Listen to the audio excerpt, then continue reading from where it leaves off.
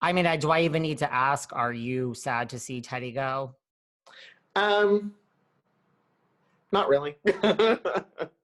um, I don't know. It's funny. Here's the thing.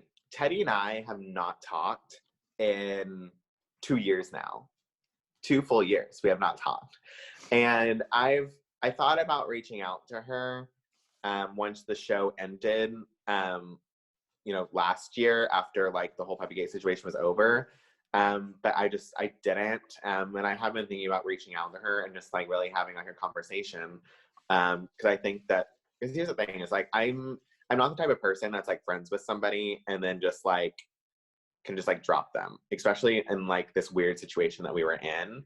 Because I mean, we were friends and it's like, I don't know. It was just like a weird thing. And I think it's funny that like, I don't know, it's weird that she's like, oh, like John Blizzard and I, like we weren't friends. And I'm like, honey, like I would talk to you like every day and I'd see you probably like once or twice a week because you'd bring your kids into this, like to the rescue center because like they would go to theater class across the street.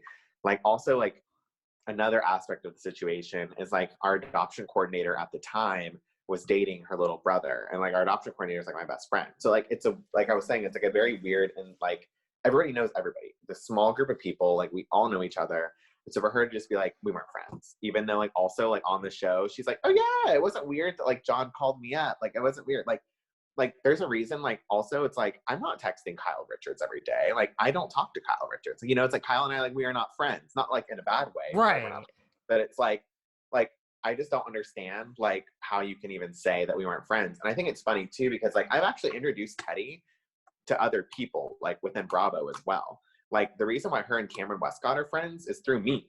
Like literally, like I introduced them. And it's like, and then like on Watch What Happens Live, she's like, oh yeah, like my husband has like work in Dallas or business in Dallas. And like, that's just how we met. I'm like, no, bitch, like I introduced you guys. Like, not that I need credit or anything, but it's just like, that's just like who I am. Like, that's how the level that we were. Like, that I'm like, hey, like, I think that you'd love my friend Cameron. And I'm like linking them up. You know what I mean? It's just like friend. Like, if you're not friends, like, why would you do that? It's just right. Weird. Were you hurt when she said that? No, just because I know she was trying to save her ass. It's like, again, it's a small group of people. Everyone kind of knows what's really happening. And at the end of the day, they're trying to put out to the public a certain perception and a certain kind of, I guess, narrative that they can hopefully try to control. So if at the beginning she's like, oh yeah, like we're buddy, and then like 3 episodes later, she's like, oh, I didn't even know him. It's like, because she's trying to shift blame and trying to get herself out of the situation. So And what, trying to show like, oh, Lisa put you up to this in her mind. We're not friends. Yeah. Why would he text me? Because he's texting me because Lisa, that was her motive, so to speak. Yeah, exactly. So yeah, I mean, does it shock you that, because I've seen this firsthand with all these women that I've known, does it ever shock you the extent to which these women, like the extent to which they would go through just to, you know, have that narrative, save their job, get the paycheck? It ends up being a big paycheck after 3-4 years. And like, you know, did you feel like disposable, you know, like if not Teddi, it could have been someone else, like they'll save their own ass to stay on the show? 100%. And I think there's something that's interesting too, is that like, I feel, I don't even remember if I said it. I just don't remember if it was said on the show or not. But like, Lisa and I had like a whole conversation actually that was filmed, but it wasn't shown, at Brittany's engagement party actually. And basically what I told Lisa was like, regardless if I had told Teddi via text, she was going to find out regardless. It may not have been that exact way.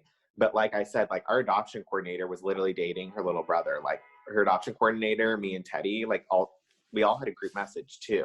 Like she was gonna find out, and well, somebody was gonna find out eventually anyway, because like obviously it's like a weekend of filming, Dorit's dog is like not there. Everyone's gonna be like, well, where's the dog?